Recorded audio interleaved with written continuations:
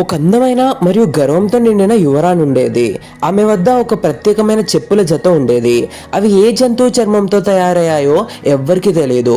ఆ చెప్పుల రహస్యాన్ని చెప్పిన వారిని పెళ్లి చేసుకుంటానని ఆమె ప్రకటిస్తుంది. ప్రపంచం నలుమూలల నుండి రాజకుమారులు వచ్చినా ఆమె వారిని వెక్కిరించి పంపిస్తుంది. అసలు రహస్యం ఏంటంటే, ఒకరోజు ఆమె కుక్క మీద ఉన్న 2 పురుగులు అంటే పేన్లు ఆమె చేతిలో పడతాయి.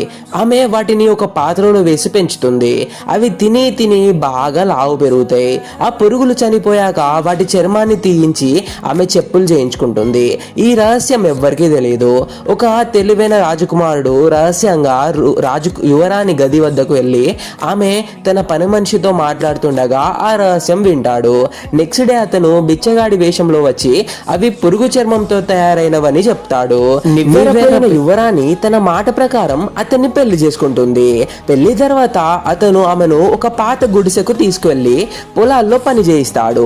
ఆమె ఎంతో కష్టపడుతూ తన తప్పులను తెలుసుకుంటుంది. రాజకుమారుడు ఆమెకు మరిన్ని పరీక్షలు పెట్టి చివరకు ఆమె గర్వం పూర్తిగా అణిగిపోయిందని గ్రహిస్తాడు. అప్పుడు అతను తన అసలు రూపాన్ని వెల్లడించి ఆమెను తన రాజ్యానికి తీసుకెళ్తాడు.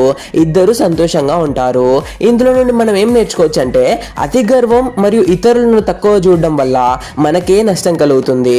వినయం మరియు కష్టపడే గుణం మనిషిని నిజమైన ఉన్నతి వ్యక్తిగా మారుస్తాయి.